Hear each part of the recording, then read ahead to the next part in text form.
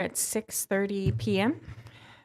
This meeting of the Seguin Independent School District has been duly called, and notice of this meeting has been posted in accordance with the Texas Open Meetings Act, Section 551.043 of the Texas Government Code. Start with the pledges to the United States and Texas flag and a moment of silence.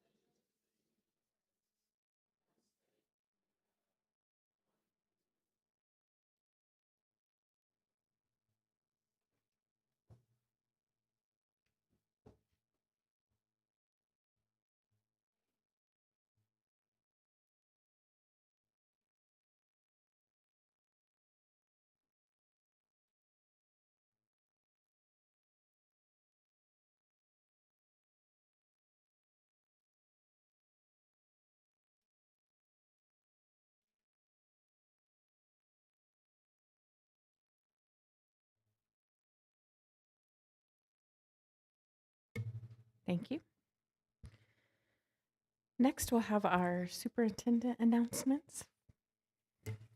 Thank you, President Crittenden. I'm going to keep this brief, but there's a lot going on in the summer, even though school's out. We're still very busy between summer school, summer camps, and summer projects. We still have a lot going on. If you've missed our social media posts, you may not know that 6 of our elementary schools are very empty, but not for long. Work started in late May to remove furniture, wax the floors, and replace library flooring, and the new furniture has started arriving at our campuses this week. Thank you to our staff, our contractors, and everyone who supported this project in Bond 2022. Keep an eye on our social media and our website for updates. I did have a chance to end the school year seeing Hadestown at Seguin High School, and it was a great way to start my weekend and also end the school year. So congratulations to our Matador Theater and everyone that was involved in all of the hard work. I would like to end with a gratitude for the support I have received from our staff and our community. Stepping into this role temporarily comes with a lot of responsibility that I take very seriously, but I know I could not do it without our great team. We have a wonderful group of people working here in Seguin, and I'm very grateful to all of you, so thank you. Thank you. Moving on to board member reports. Start with Mr. Bright. Good evening. It's been a busy month since school's been out. There's been a lot of things happening on the board that we'll be talking about later, which I'm very excited to talk about. And then also with the kids, seeing the strength and conditioning camps that's being put on at the high school right now for both the for 6th through 12th grade.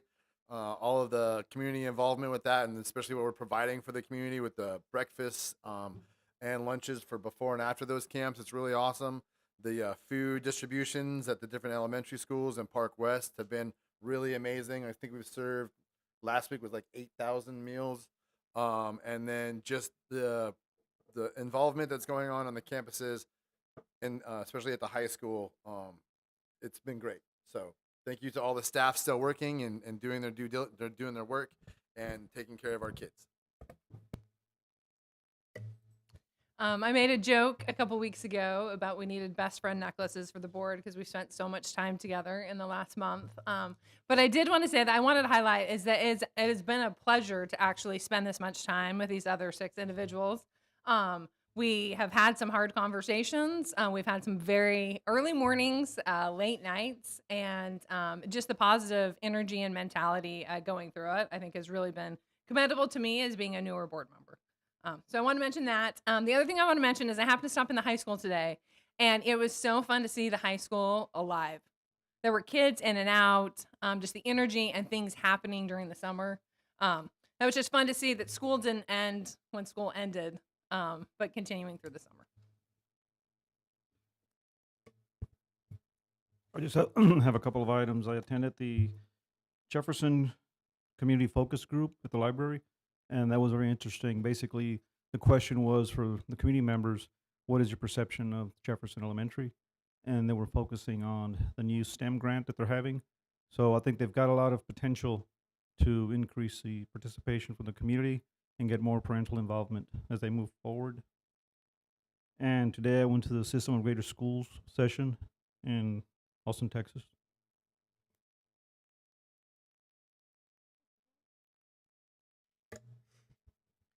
I've been doing all these board meetings with everybody else. I got to go see Hadestown. I've continued to attend the construction meetings at all of our multiple construction sites.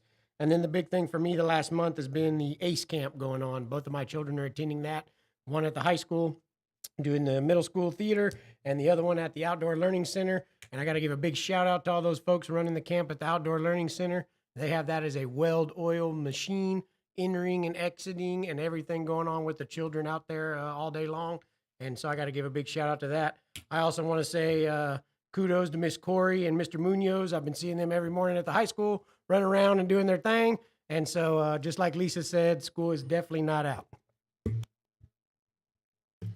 Good evening, everyone. Well, I've done a lot of the same things that everybody else has done, but I do want to highlight one thing that we all get excited about every year, and that's graduation. Graduation was amazing. Thank you to all for all your hard work, and especially getting us all in and getting us all out safely. So thank you very much for that.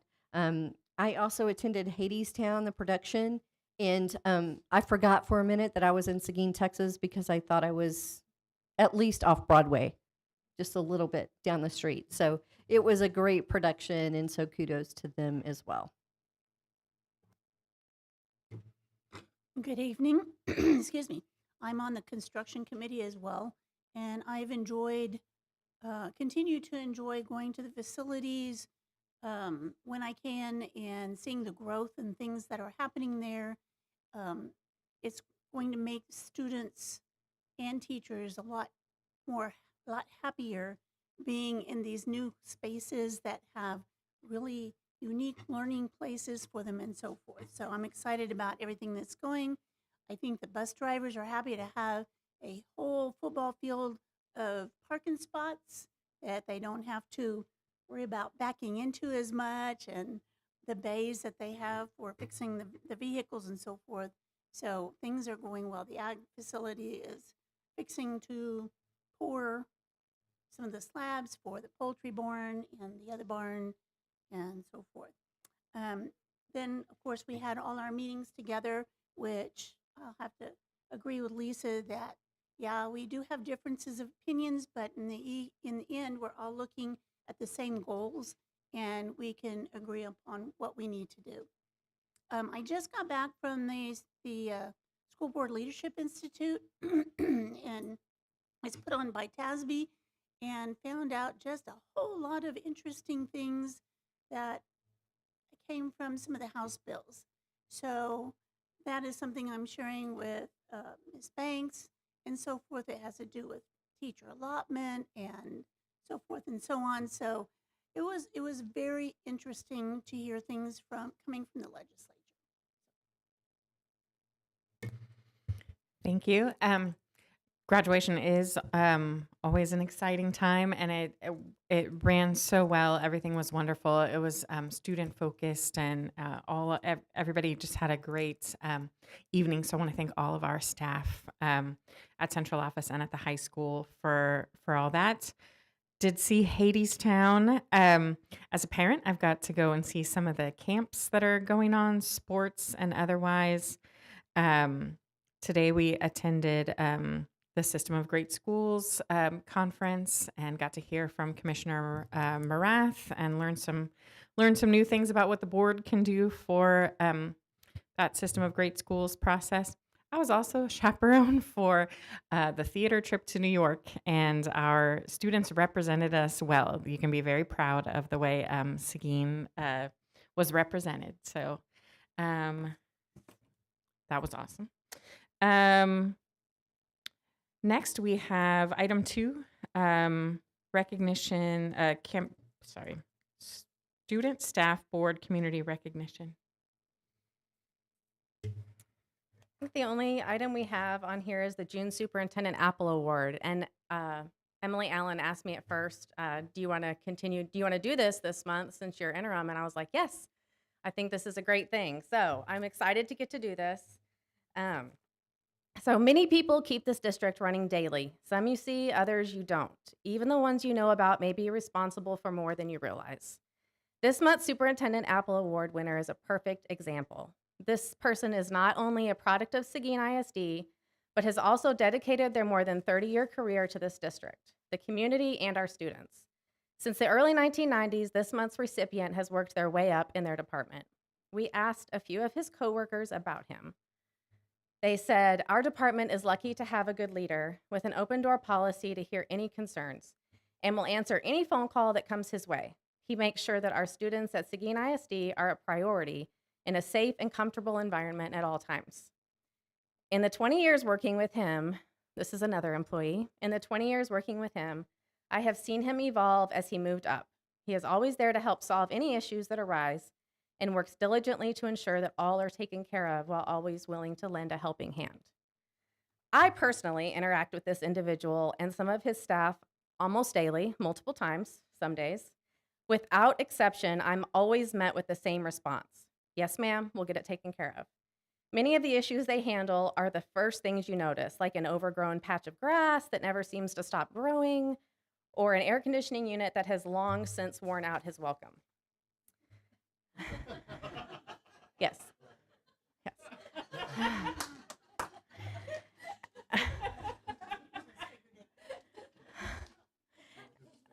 After graduation, he spent time as a plumber's helper, plumber maintenance coordinator, and currently works as maintenance director.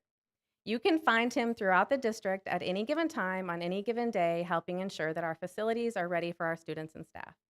His wife, Monica, says he is a man of his word who sacrifices himself for the love of his job, but more importantly, the love of his family, including their 2 children, Caleb and Marissa. They say their dad also gives good advice and is their biggest supporter, with Marissa adding, "My dad cheered so very loud for me that I never noticed who didn't." It's an honor to recognize Marissa and Caleb's dad. Please help me welcome our June Superintendent Apple Award recipient, Bo Gonzalez.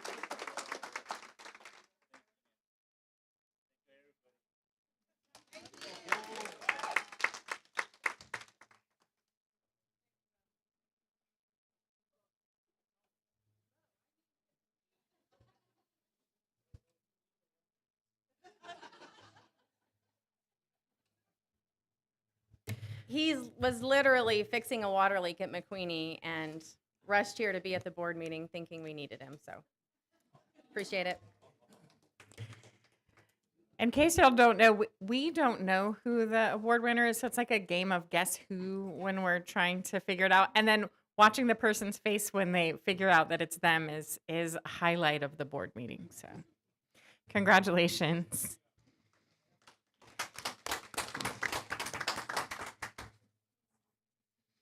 Item 3 is audience with the board. The Seguin ISD Board of Trustees designates a time for audience participation at the beginning of each meeting to hear persons who desire to make comments in accordance with Board Policy BED Local. Those wishing to speak sign up before the meeting begins, stating the concern or noting the agenda item they wish to address. Audience participation is limited to 5 minutes, and the board shall not deliberate any subject that is not on the posted agenda. We have no one signed up this evening. Move into item 4, closed session. The board will adjourn into closed session pursuant to the following sections of the Texas Open Meetings Act.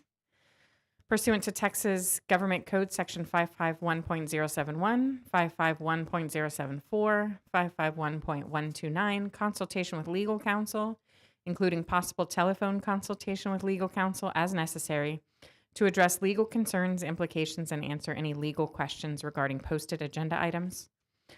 Pursuant to Texas Government Code Section 551.074, discuss personnel matters including appointment, employment, evaluation, reassignment, duties, discipline, or dismissal of an employee. Pursuant to Texas Government Code Section 551.074, discussion of superintendent applicants.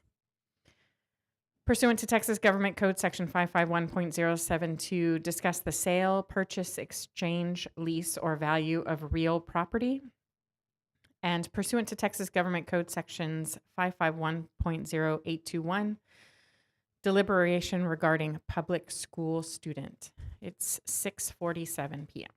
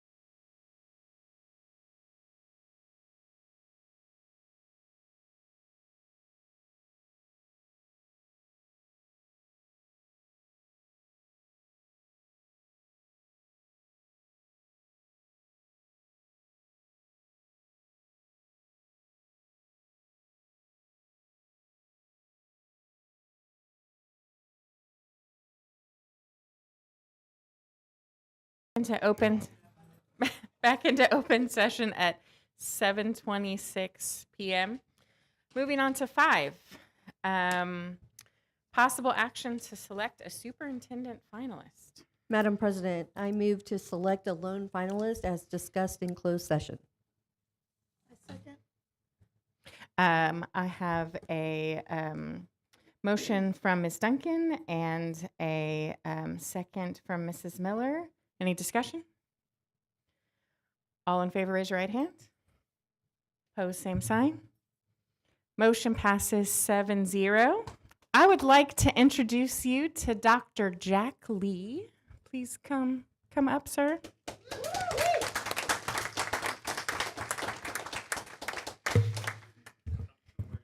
Here, right here. You can come right here. It's always fascinating when you show up at a board meeting and you know that everyone is waiting to see who you are. And so you instantly know that the eyes are going to be on you. And especially when you pull up and your son says, "Dad, that building has your name on it." and I had to say, "Jackson, that's not this Jack Lee. That's a different Jack Lee."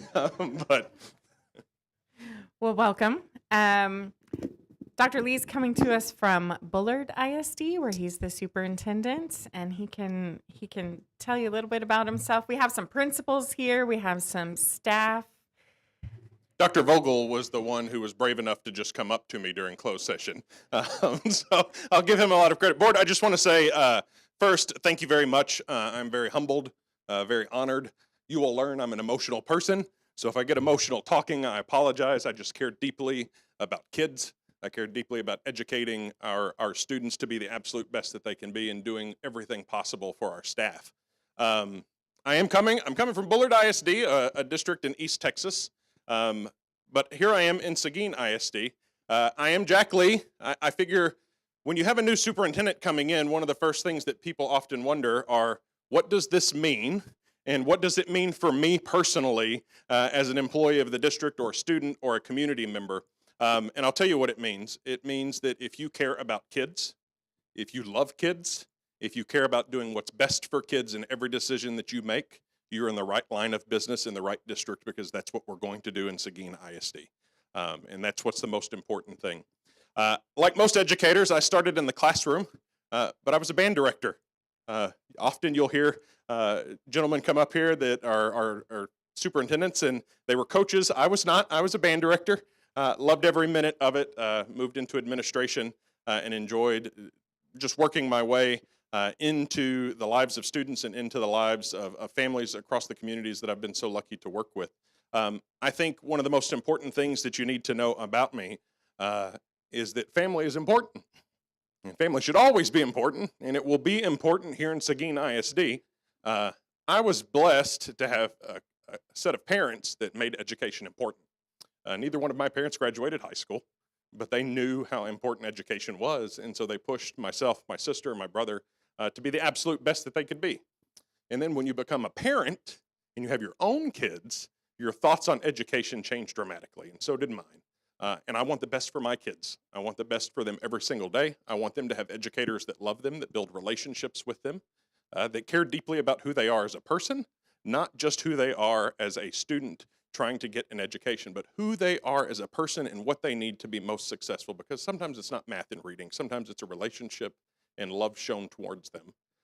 And so Jackson and Emmy, my own children who are here, who are over there right now with my wife, Jessica, they're a part of what makes education important. And if I want the best for my kids, I want the best for every single child that's in every single classroom. And that's what we're going to do, and that's what my focus is going to be on. We've got some great work to do. I'm very excited, very humbled, and super excited to introduce myself to all of you and get to know you and see what we can do to make this district the best district possible. So thank you very much.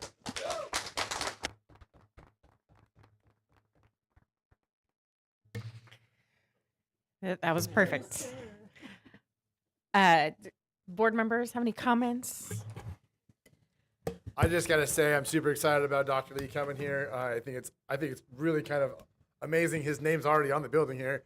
I know it's not the same person, but I know that the impact that was left by that gentleman in this community, who we named the building after him, believe wholeheartedly that Dr. Jack Lee is going to leave that same impact on the community while he's here. So really excited about him being our lone finalist, and can't wait to see what he can do.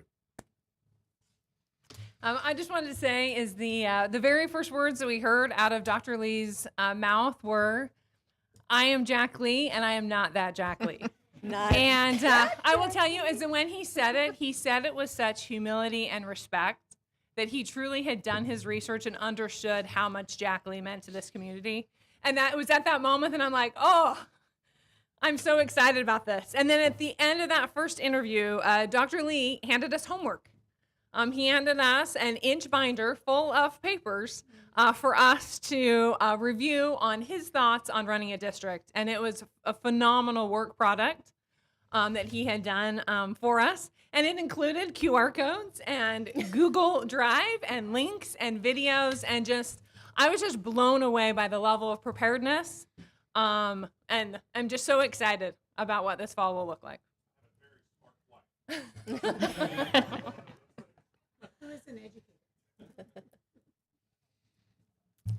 I just like to say, Dr. Jack Lee, I think you knew this about me when we first met, that I'm a dedicated Matador fan. And it means something to me to say to you, welcome to Matador Nation. I cannot wait to teach you the fight song. And I will. You guys all know, we've been through quite a process. We started with 50 applicants. And for the past week, different people have asked me questions, and I just have been like, I can't wait for you to meet our person. I have been so excited. And so I think you all will be too. I think you're going to be very impressed.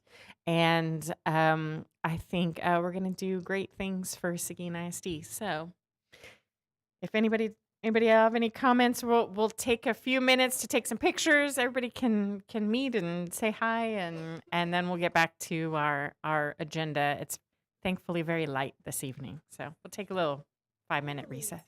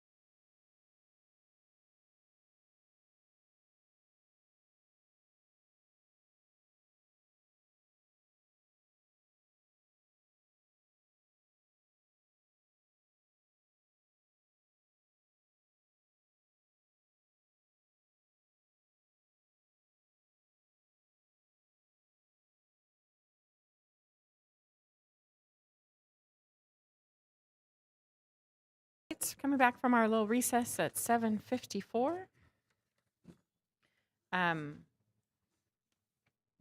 There's no action on 5B. Moving to 6, reports and information items. A is the long-range facility planning updates. That is Liz Banks and Robin Popa.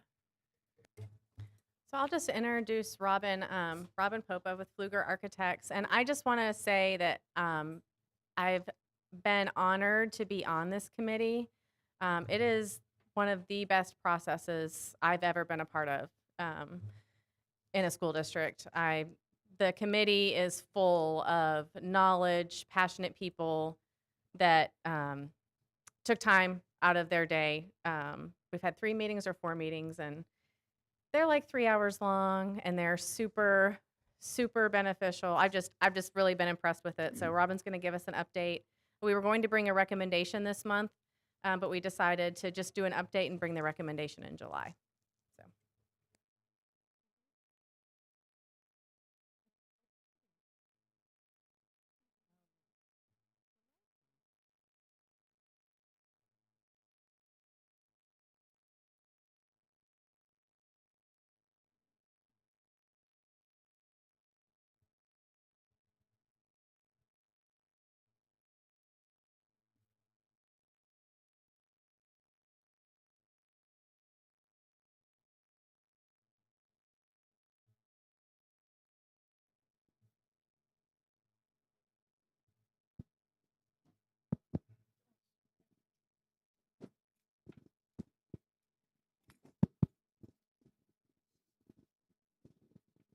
All right. What about now? Is that good? All right. Thank you, President Crittenton, Board of Trustees, Interim Superintendent Banks, and distinguished guests. Thank you for allowing me to come and give you a brief update on what we've been doing over the last couple of months as it relates to updating the long-range facility plan for Seguin ISD. As Ms. Banks mentioned, we are going to be bringing a much more detailed presentation with a recommendation to y'all in the July board meeting, but we felt this was a great opportunity to give you an update on what we've been doing and just kind of begin to maybe entice you or whet your palate a little bit on this.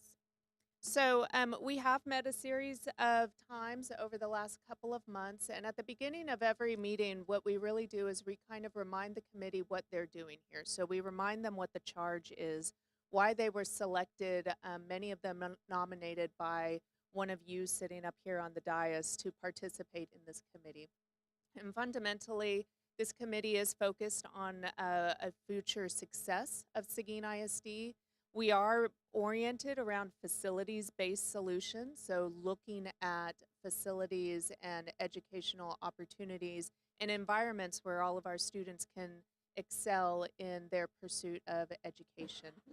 One of the things that I think is a little bit different about what we focused on in this cycle is that we really looked at our existing facilities more intensely. We had conversations about growth and about the timing as it would come about for looking at new facilities, and not just replacement facilities, but actually growing facilities because of increased student capacity needs within the school district. But the primary charge of this group was to focus on the existing facilities.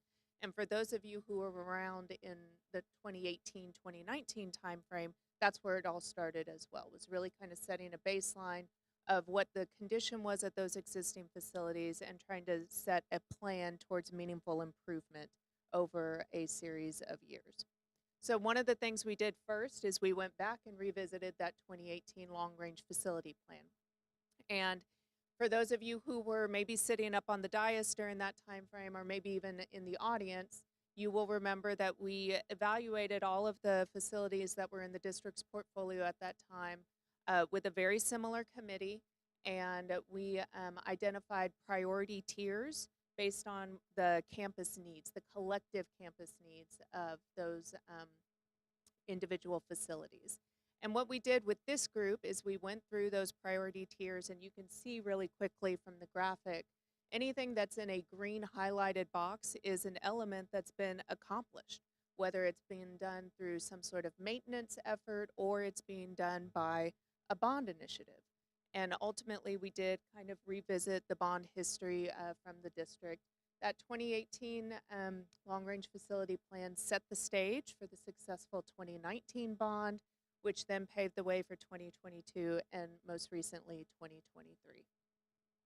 So the process that we went through with this group is we've met a series of 4 times.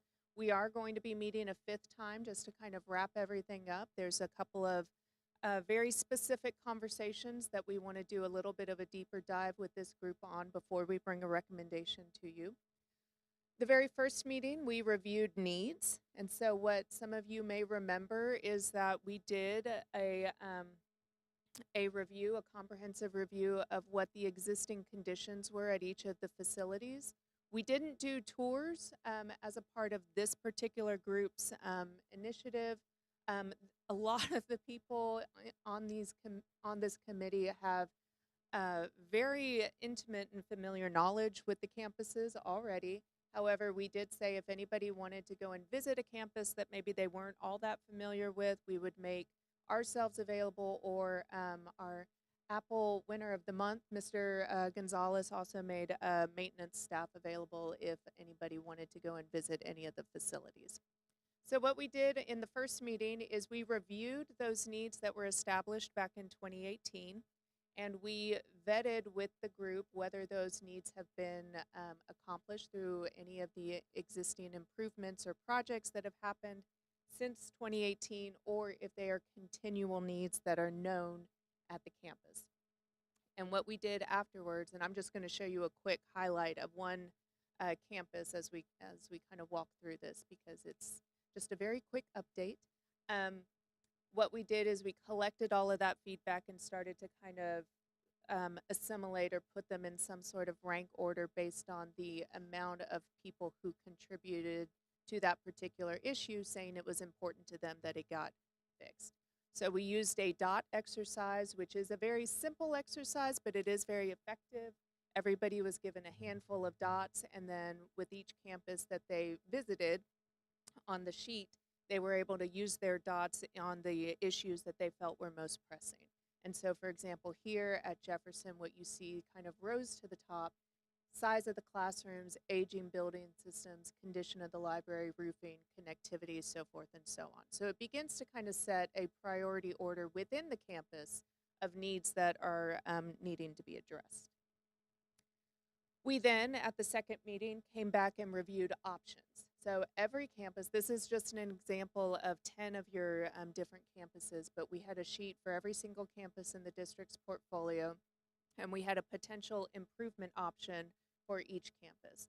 And generally, they went from the top left being the most invasive, trying to check off all or as many of the needs as possible, down to the lower right being the lightest touch possible. And then a very similar exercise that we did, we initiated the dots again, but this time everybody was given specific colors, where their green color was their most preferred option, blue would be second preferred, and red is what we asked them to vote on, what they would not want to see implemented at all.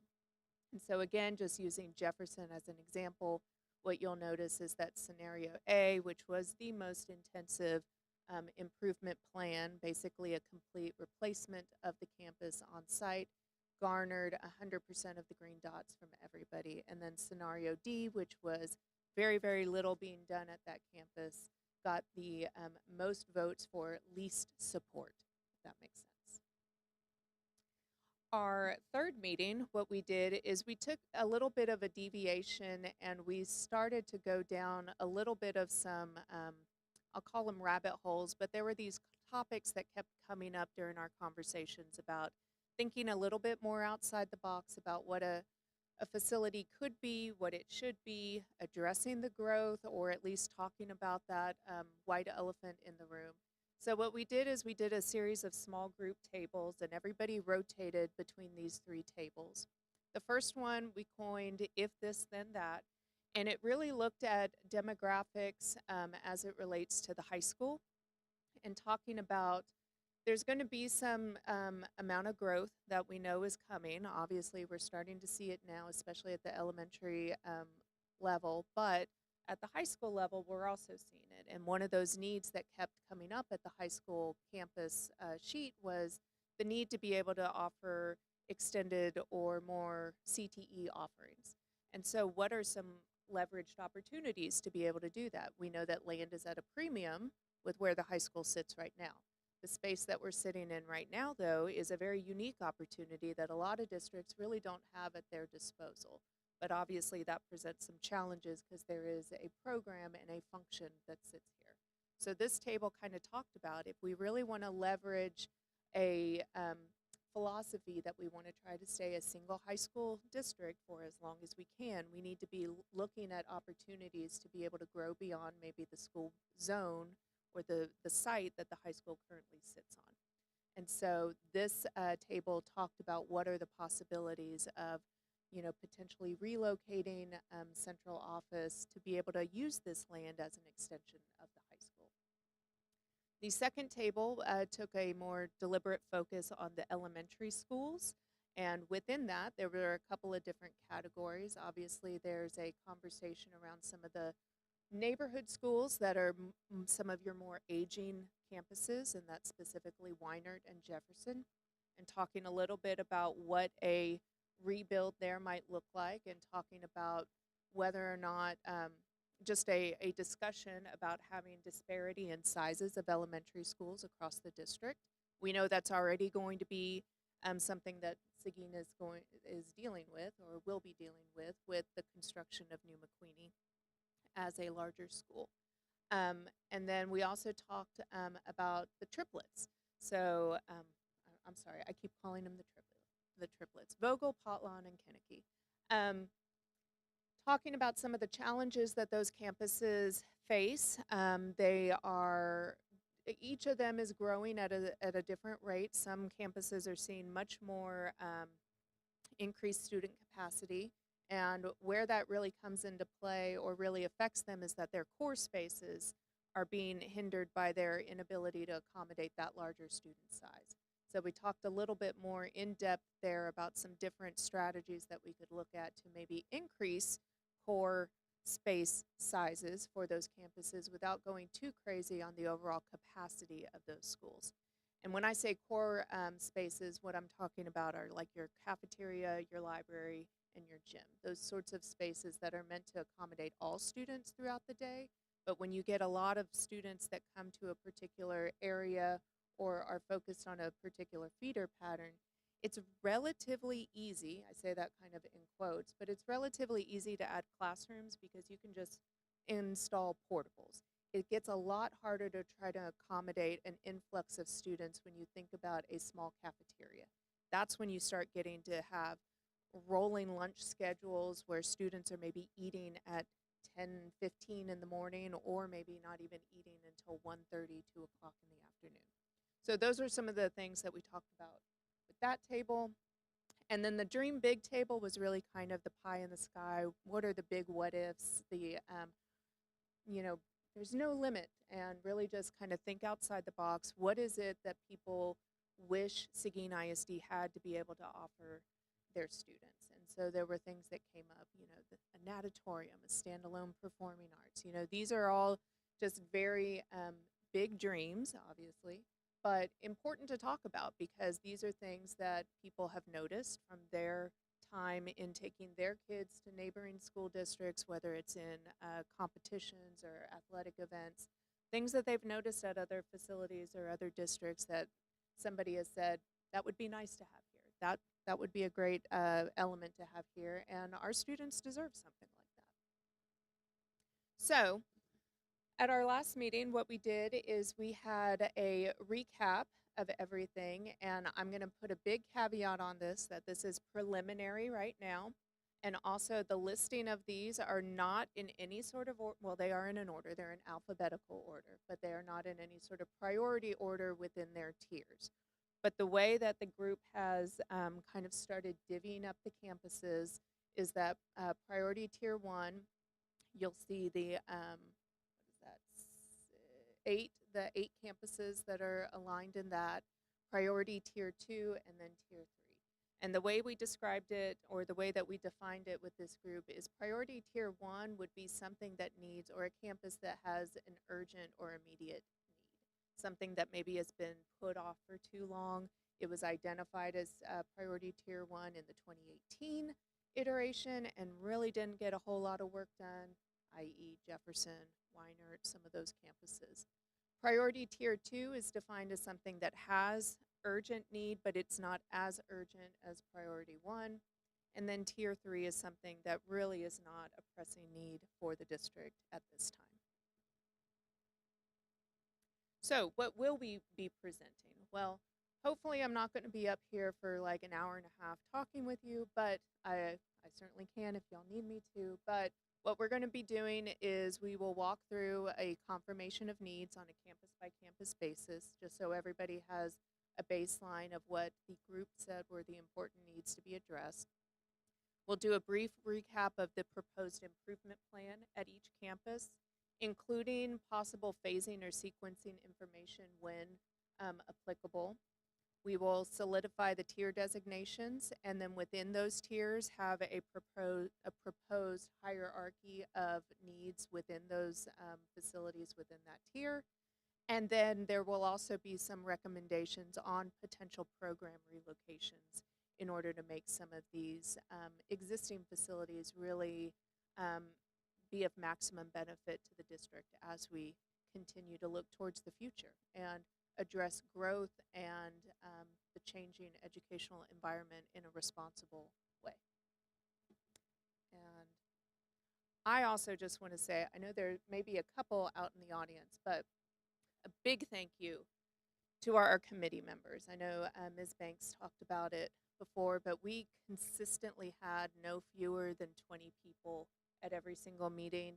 A lot of people were consistent amongst all the meetings, and I think everybody really showed up and really showed that they have the best interest of Seguin ISD at heart. Everybody who was there is personally connected to the district, whether they are alumni themselves, their students are alumni, or their kids are alumni, or they themselves have active students in the school district currently.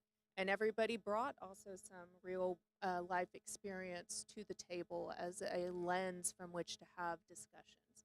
I will also say that this was not a just everybody sat there and nodded and agreed. There was a lot of conversation. I got put under the gun quite a bit, which I kind of enjoyed. So it made me kind of sweat a little bit, I'm not going to lie. But I think that's really important because it shows interest, it shows value, and it shows investment by these people. And so I think they deserve a real big round of applause as well. And with that, I'll take any questions. Or if there's something specific that you would like me to address in July, I can do that as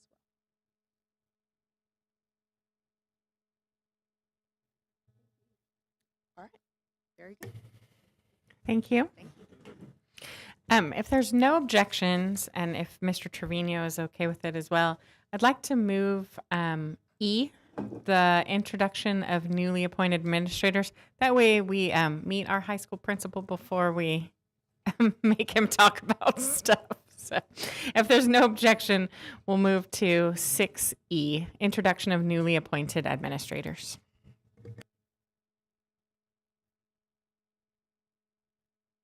Good evening, Ms. Banks,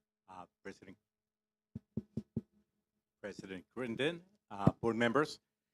It is my pleasure to introduce two new appointed administrators for the Seguin ISD. First is Ms. Addison Krause, newly minted HR Director.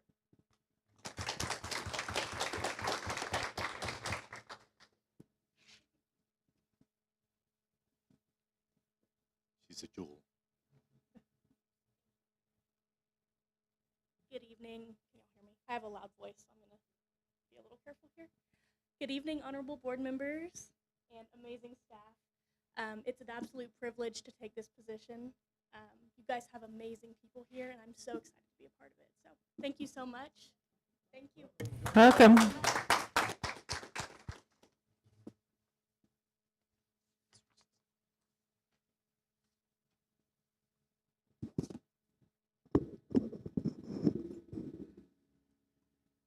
And now I introduce to you Mr. Alberto Munoz, principal at Seguin High School.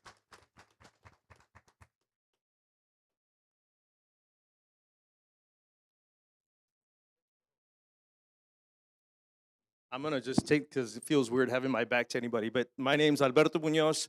Thank you. I think I have really tried to immerse myself in everything that is Seguin from even before I got hired. I was at graduation, met our mayor, met several of our board members. I went to Hadestown, and met our school board president. And I just got to say again, everybody's been so welcoming and encouraging and fired up about the work that we have to do. We hit the ground running. We rolled up our sleeves, and which is why I'll be talking here in a minute about some other items. But we're really trying to put some systems in place that we think will, help our students be successful. I'm super excited for Dr. Lee to jump on board. I told him I've been here 2 weeks, and now he's, right behind and just, listening to kind of get things started. I'm just really excited. So thank you to the board. Thank you to all the community members that have really, embraced me and really just kind of helped me kind of just get my feet in. But again, it's all gas, no brakes from here on out. And it's all about the mats. So thank you very much. I'm excited. I'm an old coach, so you'll hear the coachisms come out whenever I do get a chance to talk, but I try not to talk as much. I have been doing this for now 25 years, coached for the first 18 years of my career, football, taught English, taught Spanish, been in administration now. My family, they're all on board. We roll 5 deep every time we go anywhere. I know people met him at Hadestown because they went to the play with me. I had a chance, Coach Daly, let me meet the Athletic Booster Club, and really again they were great. Our Drama Booster Club was great. I'm excited to hear a little bit more about the New York trip and the experiences our kid had. But again, just thank you so much. I'm very excited and just want to keep rolling. So thank you. Welcome. Sorry.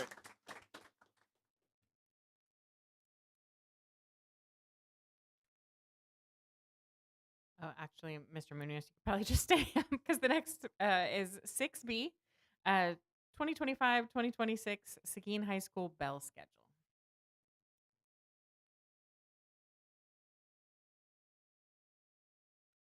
So I'll just talk a little bit about what happened. So on my second day, Coach Corey and I and Coach Daly, I call her Coach Corey as my principal coach, we're in the master schedule room, and we're looking at the master schedule, and I noticed that there are some gaps, or there weren't any gaps in our 8-period school day. So I asked about our bell schedule, and they referenced the C schedule that I'm sure everybody is familiar with from last year. And I said, well, if I'm that 4th period teacher, and my 4th period class goes for 30 minutes, then breaks for 30 minutes, and then comes back for 30 minutes. That is the challenge. Again, I've taught for 18 years. And as a teacher, or just as, anybody that's trying to engage somebody, really engage the students, that can be tough. And knowing that I walked into, we're in a situation where our attendance really needs some work. So in talking to the current team, there were some students that just maybe weren't making it back or not making it back consistently on time and those kind of things. So again, we talked as a team, we talked about some needs, and this is kind of where we're at. So the first thing we looked at and we talked about as far as, adjusting the bell schedule was instructional continuity and student learning. And that goes back to that idea of minimizing disruption. And the way we kind of equated to that is if you're going to see the movie you've been waiting to see forever, you get in there, you watch the first 30 minutes, and then they make you walk out and don't let you come back in for another 45 minutes. But while you're out there, you're seeing all your other friends, and then, it's a little tougher to get back and get re-engaged. And again, so that was one of the things when we talk about continuity. Improved attendance and systems consistency. We talked about attendance and how are we going to make it structured so it's the same every period. We're taking attendance at a certain time. We can direct our teachers that it's going to be that way every single period of the day. We're not going to change it for the lunch period. So again, creating that consistency. The operational efficiency and equity. When we talk about that, we're talking about more efficiency because the lunches will actually be smaller.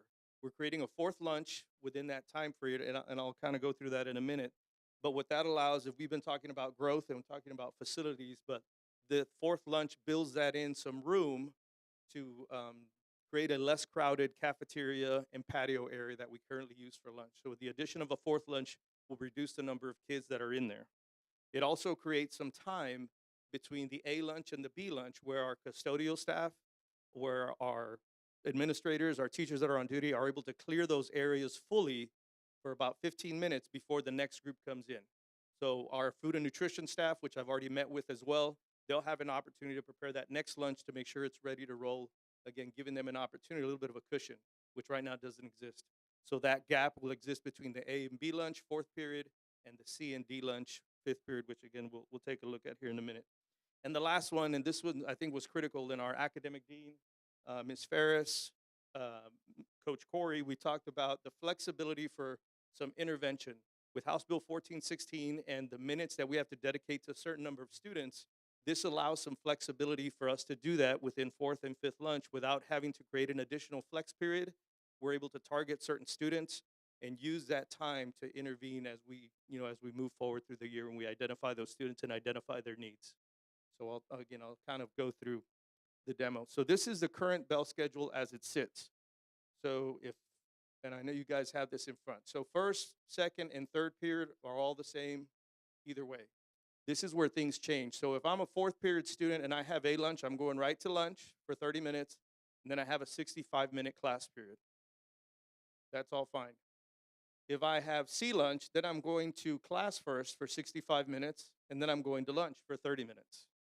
If I happen to have the B lunch and I have 4th period, I'm going to go to class for 30 minutes, then I'm going to go out to lunch for 30 minutes, and then I'm going to come back for another 30 minutes. So that split in that B lunch is what we're trying to eliminate. And again, in that conversation in the master schedule room, we said, okay, is this something that we have to do? And they said, well, as long as we don't change the start and end time of the day, if we can work something out, then let's talk about it. And again, I appreciate the feedback that we've gotten because, again, I think we encourage that and we welcome the feedback from all people. And Ms. Burns, thank you for coming by today. And we'll talk a little bit about walking the halls and how that kind of looks because we actually did it today in several areas of the building. 5th period, again, if we didn't change anything, would be 45 minutes, and every other class is 45 minutes. So that has not changed. If we modified the bell schedule to look at like what we're proposing, is every class, 1st, 2nd, and 3rd, again, is 45 minutes. Nothing changes there. But now if I have the A lunch, I'm going at 10:58. My lunch is the first 30 minutes, and then I have a 45-minute class.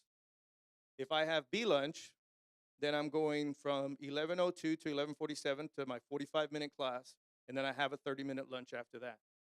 So there'll be a 1/4 of the students in A lunch, a 1/4 of the students in B lunch. The other half of our student population will not have lunch 4th, they'll have a class. That class, if you remember the previous slide, was 65 minutes. It's been extended to 76, but this is where we are buying some flexibility to include our daily announcements, our daily news that our students are pre-recording, or actually some of it is live that they're putting out, and our social emotional lessons that our counselors are putting out to address the social emotional needs of our students. In addition, this is where we have identified a key area where we can use to pull our students that require those House Bill 1416 minutes.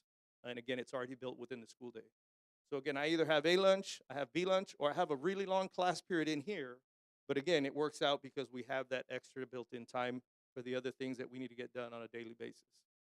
So if I did not have lunch, I came from this area right here, then I'm going to have a 5th period lunch somewhere. So I'm going to go from 12:18 to directly to C lunch at 12:19. There's my 30-minute lunch and my 45-minute class period. Again, I did not have lunch, and I didn't have C lunch, so now I'm going to go from 12:18 right into class for 45 minutes and have my 30-minute lunch, which will be our D lunch.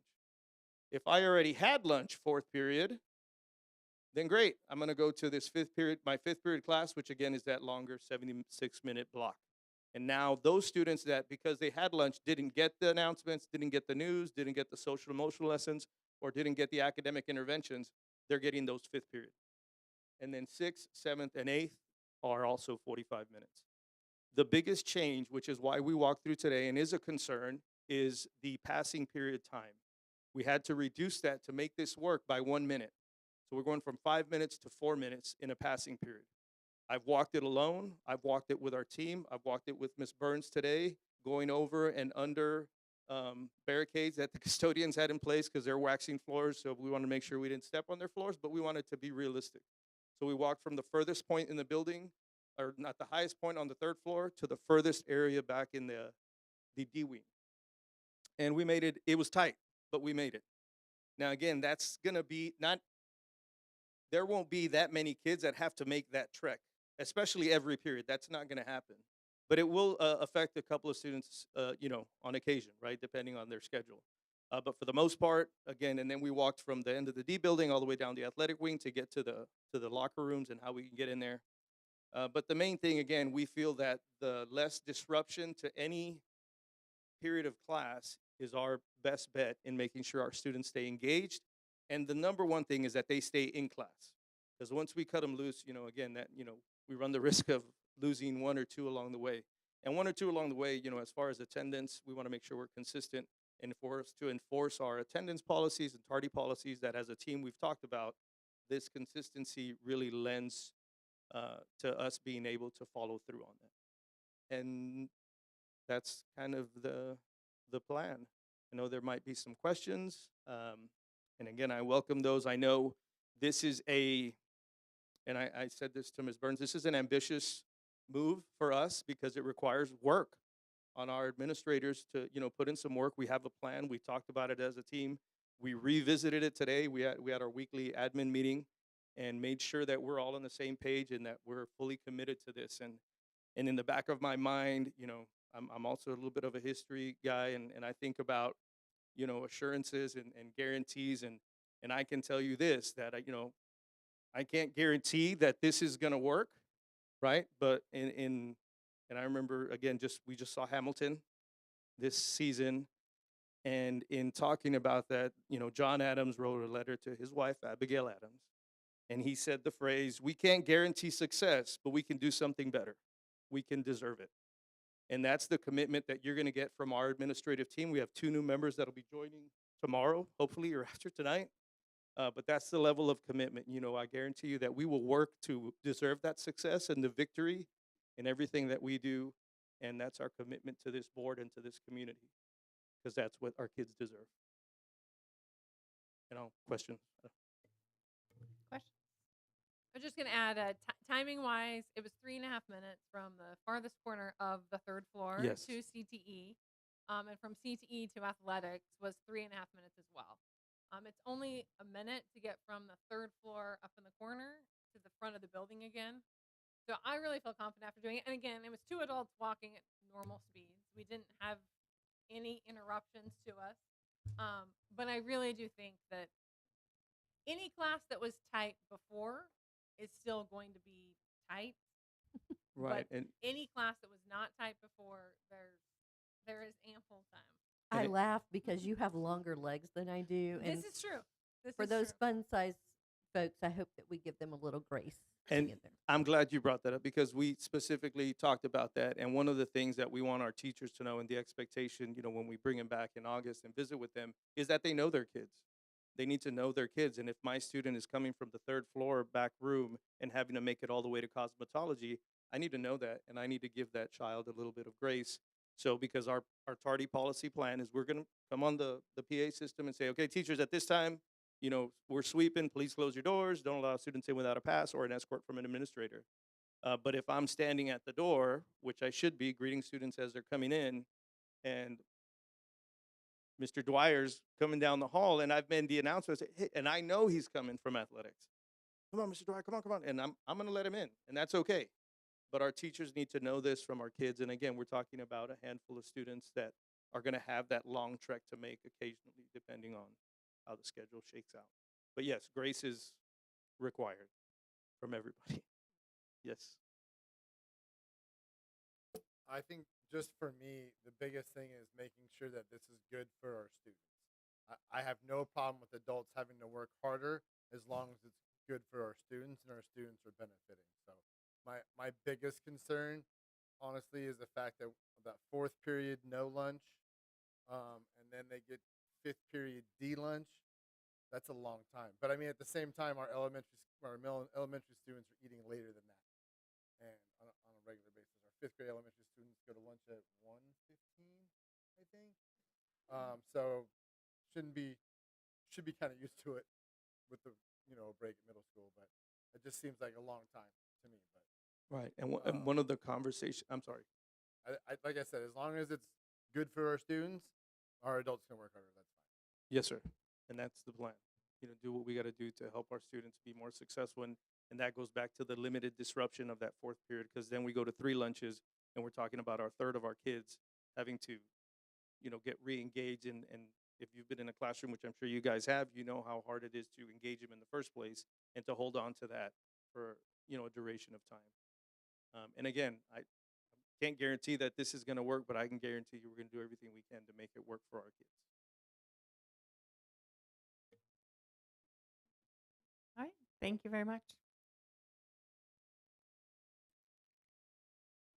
I managed to avoid bee lunch my entire high school career, and my child has managed to avoid bee lunch, and so I feel like we've won the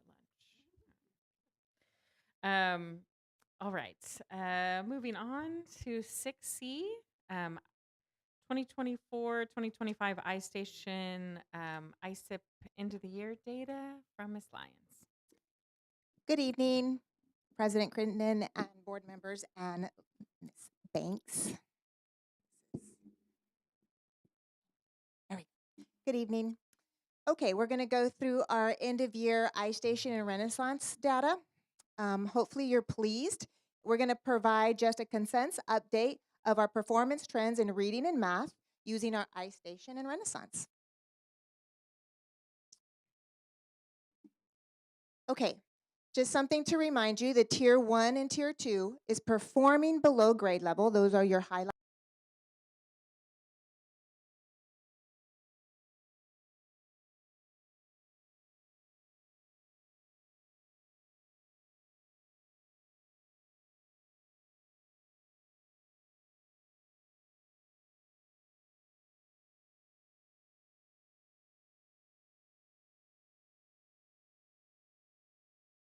Year. In first grade, we had 36 more students performing at grade level or above. And in second grade, we had the same, 36 more students performing at or above grade level. So you'll see here this is our beginning of year. You want this Tier 1 row to be less. You want less students in that number right there and more students in the green area, Tier 3 and 5. So I'll give you a minute. Can I review that kindergarten first and second grade? And we had some gains across the board.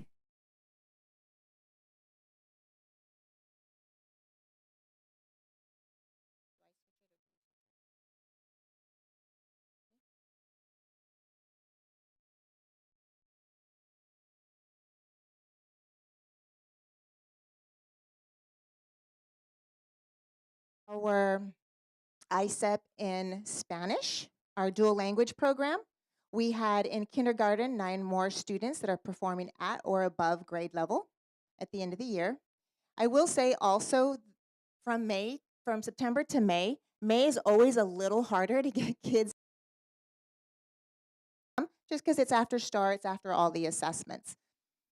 For first grade, we had 3 fewer students that are performing at grade level. In second grade, we had 4 more students performing at above grade level. And then in our Spanish, we had our kindergarten 4 more performing at above or grade level. In first grade, we had 21 fewer students performing at or above grade level. And in second grade, we have 15 more students that are performing at or and above grade level. Ms. Lyons, can you talk a little bit more about those lower numbers? Sure. It looks like first grade on both accounts. Sure, like if we look at our first grade English ISEP, at the beginning of the school year, we had in Tier 1, we had about 15% of our students in Tier 1. In May, for those English students, it was at 14, so they dropped just a slight bit. And then that tier, it stayed the same. In Tier 3, we had 11 students, and it dropped. So right there is your drop. So they didn't quite make it into the following tier, that Tier 3, which is where you want them to be. Does that mean we had those students did not have growth? They actually declined? Not necessarily, because your test gets progressively harder. Okay, so it doesn't mean that they dropped, it just didn't meet the mark at that point in time. Okay, so if you were to look, I believe that I sent you an earlier data presentation, and on there it has the graph. And you'll see the graph point, the lines that, the trajectory of going up, and all of those move up. So as long as that line is moving diagonal, all students are growing. The test does get progressively hard as they get through first grade because they're becoming second graders. And these students are tested in both languages? This is one student This is your dual tested in language. both Correct. languages, correct? Correct.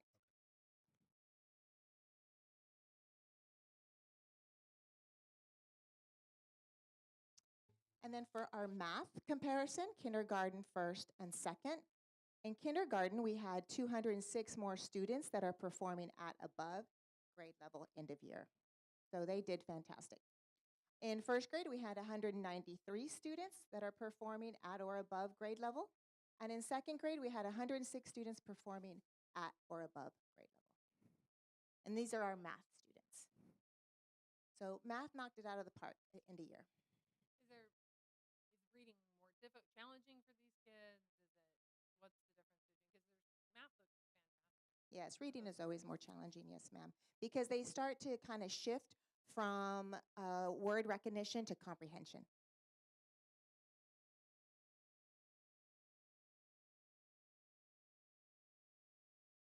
And then for our RenStar, we have 3rd through 8th. And we have gains in 5th grade through 8th grade, proficiency projections. Our proficiency, remember, is more proficient in their grade level, okay? So our 3rd grade dropped slightly from fall to spring, as did our 4th grade. But we had gains 5th through 8th. 8th grade making the larger gains, which is really fabulous for an 8th grader. I'm sorry, Ms. Lyons, real quick. Can you just remind me what is RenStar? What is that platform based off of? Like, where is this data coming from? Okay, so your RenStar is equivalent to iStation, different platform. Okay, it's a different supplement platform. You know, like RenStar has the Freckle.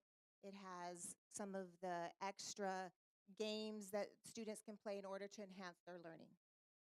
You might have heard your student was working on Freckle and things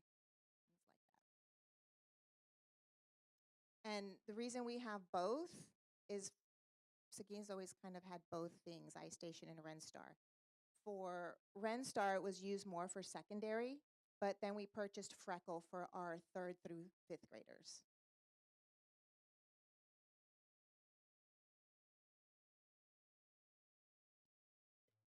Do those star proficiency projections, are they close to what our star numbers? Yes, Our your initial star proficiency is your numbers? meets and masters. So because we've received our star scores, are they similar to, are the projections similar? Yes, Okay. yes, they are similar. We actually did, only domain has been released, domain 1 has been released, so it's the approaches meets masters that you may have been seeing, and I'm happy to have a conversation one-on-one with you if we want to go over those scores. But they're equivalent to our iStation and RenStar data. Even our star is even a little better in some areas. I went over it, yeah, with Ms. Mueller.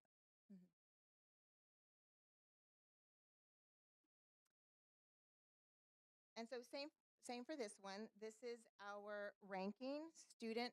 This is ranking student by our national score. So it's not a percentage. You'll notice there's not a percentage there. That means that wherever the threshold is for our state is what they're ranked. So anything that you want from 35 percentile up, students are doing well. So our 3rd graders dropped a bit here, which doesn't equivalate to our star scores because our 3rd graders actually met our strategic plan goal. So it does look like a drop here, but in star they did great. And then this is just some possible action steps for us to consider as we move forward into a new school year. We have make sure that we provide clarity and purpose in the screeners and that they're used with fidelity with our teachers, using that Freckle platform, making sure students are practicing, and just providing that time within that classroom and that intervention time. Investigate some successful practices in kindergarten through 8th grade that could be shared across our grade levels and leverage teacher leaders for that professional learning. Promote student ownership of the data, goal setting, and self-reflection. So teachers having that conversation with their students so they can see their own growth. And then provide targeted support for 3rd and 5th grade in reading instruction so we can see more students making growth within that reading time.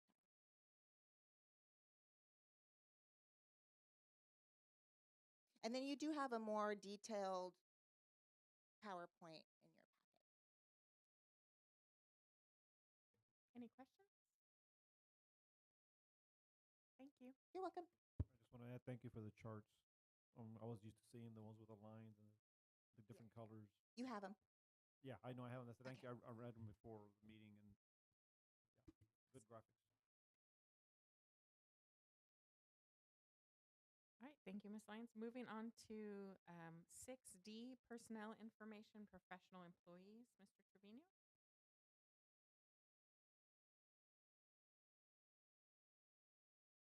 Good evening, everyone, again. Today I bring for information purposes the personnel information of new employees in the district, teachers, and then also the acknowledgement of resignations for the district as well.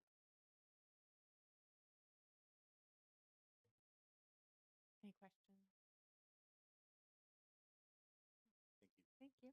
Thank you. Moving on to 6F, financial statements for April 2025. Ms. Bain? Yes, these are for April of 2025. There are still a lot of things that will hit the books in May and June. So there's still a lot to be done, even though we're feeling like we're at the end of the school year. But one thing I wanted to point out, because we have the debt service financial statements here, is that the board had authorized a bond sale for the rest of our funds and a refinancing. And we did close on our refinancing a couple of hours ago. And we decreased the debt for the school district by just under $1 million. So that's great news. So it doesn't really affect these financial statements right now, but it does long term. So I don't have anything else to point out on here on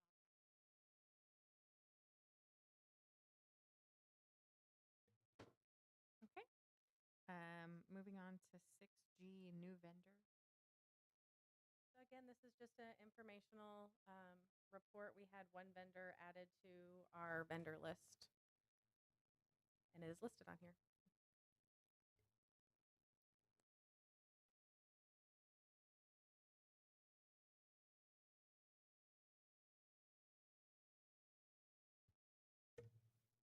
All right, and then 6H, purchases made over $50,000.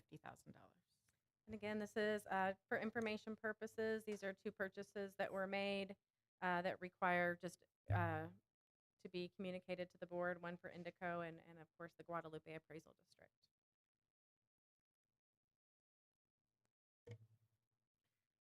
All right, thank you. Any questions? Thank you for that. Moving on to the consent agenda. Policy BE local states that consent agenda items the consent agenda shall include items of a routine and or recurring nature grouped together under one action item.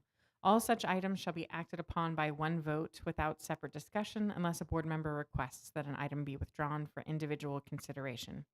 The remaining items shall be adopted under a single motion and vote as applicable.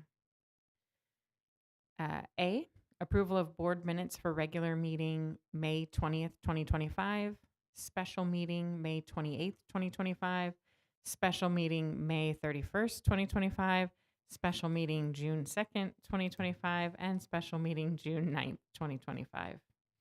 B, approval of tax collection reports for May 2025. C, approval of proposed budget amendments for June 2025. D, approval of donations received May 2025. E, district-wide student accident / catastrophic insurance from the Brokerage Store, Inc. And F, acknowledge Public Information Act requests, May 2025.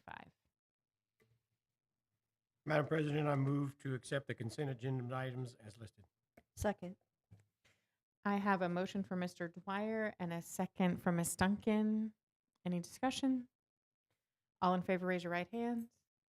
Opposed, same sign. Motion passes 7-0. Moving on to 8 action items. A, personnel action, professional employees, Mr. Trevino.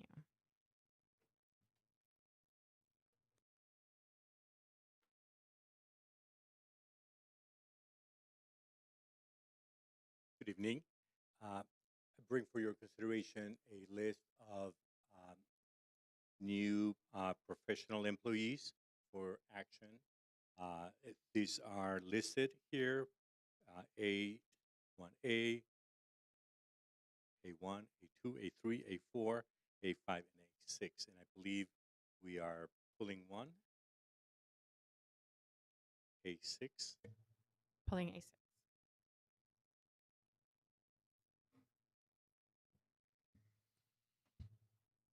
Any questions?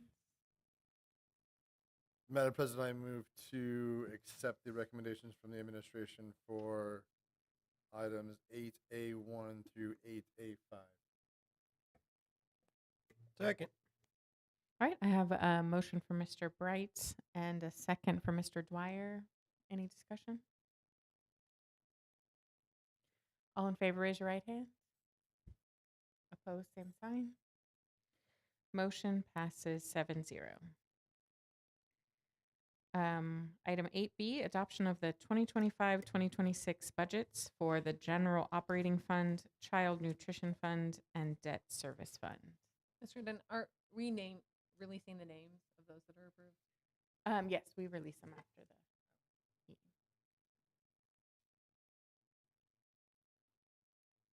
I'm going to move over here because it feels weird to do a budget presentation from over there. So I feel like I can't see y'all. So I don't even know if I can say it sitting over there. So I'm bringing to you the budget adoption for 25-26. This, I just really want to stress, this is very much a placeholder because we are in a legislative year. We're getting lots of guidance. We are required to adopt a budget before July 1st, before June 30th. So that's what we're doing. It is a deficit. It's a larger deficit than we had last year, but it's going to change. So will be revamped and brought to you again in August. The board is required to adopt a budget for 3 funds: the Child Nutrition Fund, the Debt Service Fund, and the General Fund. So I have the Child Nutrition Fund. I wanted to show you what we budgeted in 24-25 and then give you 25-26. As you can see, we had more in expenses in 24-25 than we did revenue, but we wanted to because if you remember, we had excess funds from COVID that we needed to spend. TDA, or the Texas Department of Agriculture, requires that you only have up to 3 months of operating expenditures. That's what they used to require. They have since changed it to 6. So we have a little bit more room. That literally just happened. So we're not in as big of a hurry, but we did need to spend some of that money. In 25-26, we're proposing a balanced budget, $7.6 million on both sides, revenue and expenses. We are doing an increase because the increase in food costs has been more substantial than we have a phenomenal child nutrition director, even than he thought. So we want to leave a little room for that. He would like to give some equity adjustments for staff based on years of service. However, we're going to roll out all compensation to all staff in August. So he's left room in the budget to do that, but we're not going to roll that out. Those staff don't start on their new contract until September anyways. So we're not bringing that compensation plan to you. We're just leaving room in the budget. So that's child nutrition for 25-26.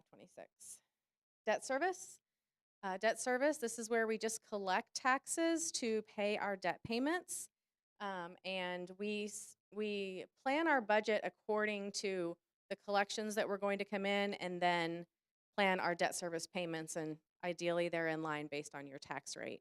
In past years, we have done a defeasance The only difference in the 25-26 year is the fact that we are not budgeting for a defeasance because we recently did a bond sale. We front loaded our principal payment in 25-26 to have a larger principal payment in 25-26. And at that time, the legislator was talking about not letting us doing defeasances anymore. So we were trying to be prepared. But so it is also a balanced budget. And we will amend that as the year goes on if we need to. Okay, the general fund. This is a chart that shows our total revenue and then by fiscal year. So back to 2022, 2023. Combined revenue, so that's our tax collections and our state revenue added together. And remember, that's determined by our average daily attendance. So I've put our average daily attendance, so that's 6,336 for 22-23. That's our average daily attendance. You can see we had an increase in 23-24, and our total revenue also went up. In 24-25, we did have a decrease in our ADA, down to 63.52. You can see that our revenue didn't go down as much as you would think when you see that increase from 22-23 to 23-24. There's two reasons for that. We did a good job of changing up some of our career and technology education funding. So we had a little bit of growth in revenue. And there was a change to the golden penny yield in basic law, or in current law. So that helped us not lose as much revenue. The way that I'm presenting the 25-26 budget to you is saying the kids and the attendance are going to stay exactly the same. Last year we did plan on a little bit of growth. We did not have that. We are on the books to update our demographic study this fall, so we can present that to you, by January probably, so that we can kind of restart our plans and what we are planning to see for growth in this area. So if we would have not had the CTE and the golden penny yield helping us out from 23-24 to 24-25, we would have seen a decrease of about $500,000 in revenue.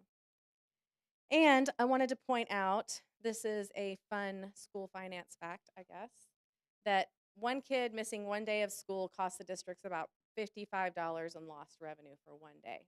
So one kid not coming to school one day is $55 decrease in our revenue, but we're still paying teachers, we're still paying for the facilities. So attendance is important, so it's very encouraging to hear the high school talking about attendance, and I know Dr. Vogel has put together a task force and is coming up with plans for attendance for next year. This is just a chart that shows what we spend in the categories: salaries, services, supplies, and other operating costs. You can see salaries is always going to be the largest budget for any school district. About 80% of our budget is salaries. So as we approve compensation and talk about staff, it affects our budget more than anything. For 25-26, this is the budget that we are bringing to you tonight. You can see salaries is still about 80%. We had a decline of about 1% in ADA in our 24-25 school year, and that was about 157 students down from last year. So we are bringing budget additions to you. Some of them are unavoidable. There's nothing we can do about it. I wanted to just kind of give you an overview of what they were. We did have some added positions. Some of these positions were added in the 23-24 school year, so they obviously, that should say 24-25 school year. They were added in the 24-25 school year, so obviously they're going to carry into next year. Some of the positions, for instance, the 2 elementary teachers at Jefferson, these are additions based simply on students. Same with the counselor at the high school. This is looking at staffing ratios. Our director of HR put together some ratios when he was here, and these were simply according to that. We do have a couple of positions that were asked to be added to the budget. We've granted that. They will add revenue to the budget. So those are the graphic design and then the ag science teachers both at AJB and Barnes. So we will monitor what revenue is being added to the budget throughout the school year next year, so we can track that. These are resources that are being added to the budget. Teacher devices, we would have loved to have done a whole replacement of teacher devices. We're proposing a partial replacement to save money, because it's not quite as big of an expense. And then we will revisit this again next year. We did have an increase in our property insurance. That is actually a very low decrease compared to what other school districts are seeing. Most of that is simply due to added property. So security services, that's being put back into the general fund budget because we were using federal dollars for that, and that grant is now over. So we will have to move it into the general fund. The total budget additions are $2.9 million. So as of today, our projected 24-25 ending fund balance is $29 million. And I say as of today because so much changes in the next 3 or 4 months. There's lots of things that happen in accounting and during our audit where things will get adjusted, and we hope that it will be a higher number than that. But right now it's projected at $29 million. The estimated 25-26 deficit, if we were to leave everything the same as it is in 24-25, we would be looking at a $2.8 million deficit. We're wanting to add $2.9 million in general fund budget additions. And keep in mind that teachers are paid on a step scale, and so that will go into effect. So that's a $260,000 addition to the budget that happens before we do raises. So that leaves us with a $5.8 million deficit. The only assigned fund balance item that I'm proposing is the QZAB. This is payment 9 of 15. I want to remind you, one of our goals was to lessen the number of assigned fund balances. So this is one item as opposed to like 12 that we had before. So this is great. So that leaves us with a 25-26 ending fund balance of $22.4 million. This is no legislation, no added revenue from the state, also no raises. There's lots of things that are going to change between now and August. So a placeholder $5.8 million deficit is not something, that makes me feel warm and fuzzy, but it is a placeholder. So, and I want to remind you that our minimum unassigned fund balance per local policy would be $21 million. It's actually 25% of our annual operating expenditures, which is completely in line. We have a great policy. If for some reason we were going to fall below that, we would amend the policy, but not the end of the world. We would really need to keep 25% in there. It does have other ramifications for the district when it comes to our first rating. But we are doing what a lot of other schools are doing and adopting deficit budgets just after years of increasing costs and not as much as we had hoped from the legislature. So, yeah. Ms. Banks, Yeah. I just wanted to say that when I was in the Region 20 meeting the other day at a conference, everybody went around and, of course, a lot of these are bigger schools and stuff, but they all told their deficit, and I know. I choked. It was like, oh my God, we have nothing compared to bad. most of the districts. It's bad. It is bad. So this is, I just want to show you all this because this is what turns up on the website. The first one is the general operating fund, child nutrition, and debt service. Just shows the $5.8 million deficit as of June 30th. And then, of course, the little, the others are blank because they're balanced budget. So now what? The legislature and the Texas Education Agency will continue interpreting legislation. There's literally meetings every day, and depending on the organization, it might be a little different interpretation. I have a couple I trust great. I have a meeting with one of them next week and then the other one the week after that. So we will start working on that and make sure that we bring you a compensation package in August that fits the legislation. Although we are going to see an increase in revenue, we are also going to see an increase in expense because of the required salary increases. Again, we'll do a budget amendment. It'll be in August. I've been a part of many meetings with area CFOs and superintendents, and September 1 school districts are, they're putting their budget together in August so they can present it in August. So they're going to have a lot of this information, but literally all other July 1 school districts are adopting budgets just like we are and moving on. Don't want staff to be hopeless that they're not getting a raise. I really like to decide on raises before July 1st so we can start rolling it out from the business office. But most staff are not on contract until September anyways. They would not see that raise until September. So announcing it in August is totally fine and just requires some catch up from the business office and human resources. We are going to continue to work on career and technical education funding as we have been doing. We made ground, and there are still plans to make some changes, and not just because it's more money, but because it's great for our kids. So, staff attrition, after showing you all the decrease in enrollment, it's really hard to add staff when our enrollment is going down. So I'm very excited. I'm very sad. I do want to say this is Mr. Trevino's last board meeting. So every time I say I'm so excited about a new chief of HR, I'm kind of like a little heartbroken because I adore Mr. Trevino. So we will miss him greatly. And I truly appreciate everything that he's done. So he is one hard worker, so with a very good heart. So. As we have a new chief of HR and a new HR director,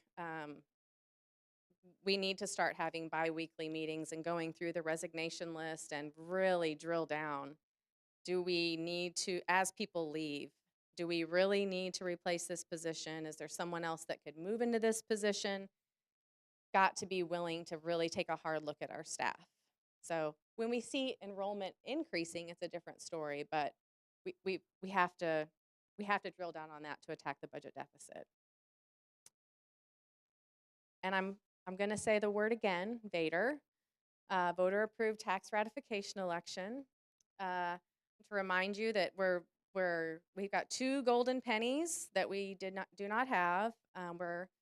We did go out for a Vader last November. The presidential election made it very hard to pass. School districts are all talking about getting their other golden pennies. In fact, a lot of them are going after their copper pennies now too, after they've seen what the legislature has passed. So this is about $2.5 million in additional revenue that generates every year it's a combination of local revenue and state revenue, but that does not mean people's taxes are going up. I have a timeline for you on the next slide so that you can kind of see what that would look like. And I will say personally, I know how much work a Vader is, but I also know how badly we need that revenue. So it would greatly benefit our staff and our community. And as we did last year, as we closed out 23-24, as we close out 24-25, I have a phenomenal budget coordinator, comptroller. We will look for every opportunity we can to decrease the deficit that we end the year with. So whatever we can find, we will do that. And hopefully we'll see an increase in enrollment next year. That would be great. That would greatly. We got 2 more tonight, so. Oh, true. There you go. Okay, so possible Vader timeline, we would have to have a special meeting to select our auditor for our efficiency audit if that's something that we want to move forward with. These are the things that would need to happen in July. We would start working on the efficiency audit. We would start work with our council for legal requirements. We could go ahead and procure a campaign communication consultant. And we need to keep in mind that our tax rate information is not out until August. So we don't want to start saying what our tax rate is going to be until it's actually out in August. We have talked about ordering the Vader early. I would say my recommendation would be to not order it early, but to get started working on it early. Once we order the Vader, we become liable for all the legal stuff. So if you don't order it until August, I can be involved with the PAC because we haven't ordered the Vader yet. So all the stuff that we had to be really careful of not to say or not to do, that does not go into effect until we order the Vader. But the difference in this year from last year would be that we would be able to go ahead and start work on it. Last year, we waited until the board ordered the Vader to procure. We didn't want to procure the campaign communication company and then not order the Vader. But if we have the blessing from the board to go ahead and do this July work, it would help a lot. Again, August 4th, TEA has to issue our maximum compressed tax rate, and August 8th, we would have to publish our notice, and then August 18th would be our deadline to order the Vader. That's all I have for you, unless you have some questions. I have one, more of a comment or whatever. Can we somehow put out something to the teachers so they know they're going to get something? Yep, we will. Okay. Absolutely. That would Yep. help. Absolutely. Keep We'll do them it to on all and staff. Okay. Yes, ma'am. Perfect. Yep. I just wanted to mention, being on the budget committee, these were hard numbers to see. And really, as we sat on that committee, realized that with the changes with the legislature, and then also with new leadership in our district, that it would probably be best to have a draft that we're starting with, and then start to make hard choices throughout the year. I really feel like at the end of the year, we've got to start running this district not in the deficit. We've got to figure out the way to do that, but it's not really right now. Well, I appreciate y'all participating in the budget committee because I think it gives you a whole different perspective of what it's about. And so I appreciated y'all's input greatly. So thank you.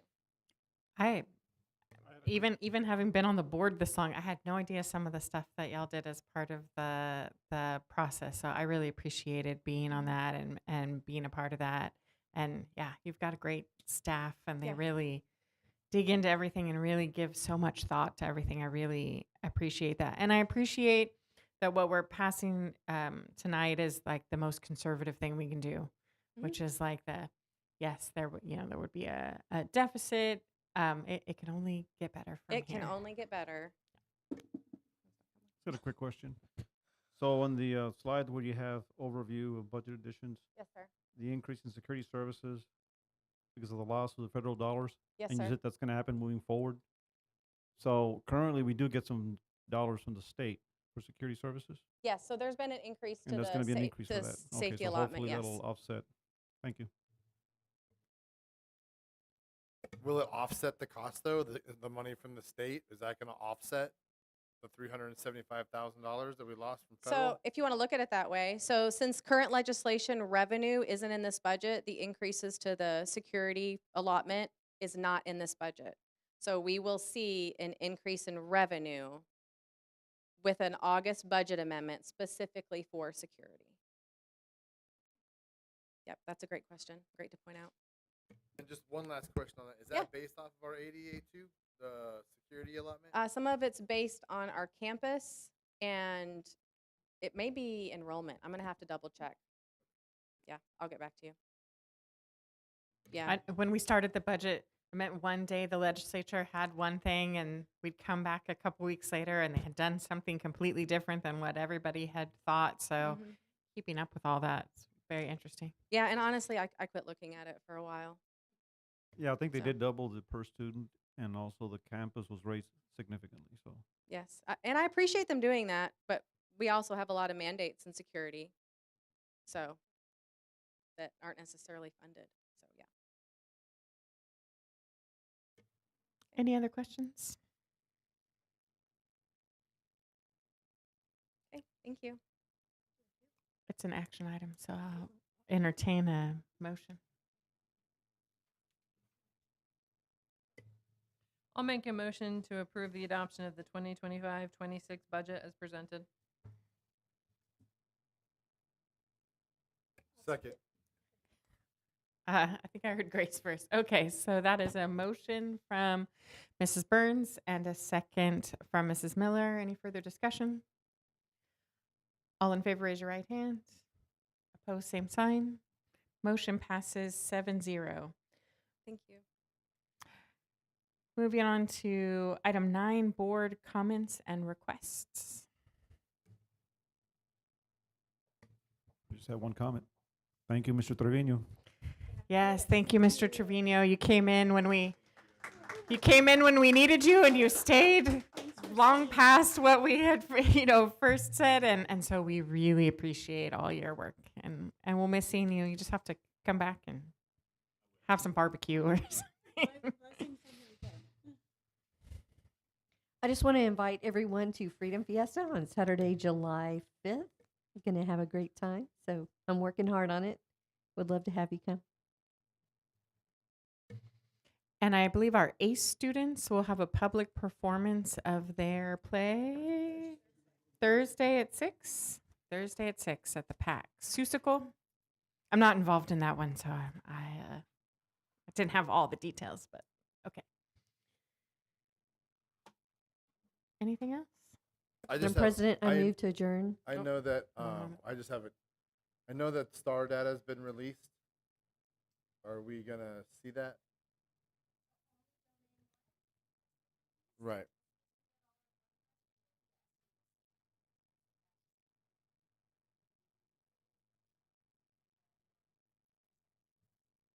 Okay, great. Thank you. Yes, I think we're set for July 29th for that workshop. Sorry, any others? All right, now I heard a motion to adjourn. Is there a Second. All right, so I have a motion for Ms. Duncan and a second for Mr. Bright. All in favor, raise your right hands. Opposed, same sign. Motion passes 7-0. We adjourn at 9:11. And I think that is the earliest we've adjourned in a really long time, so thank you.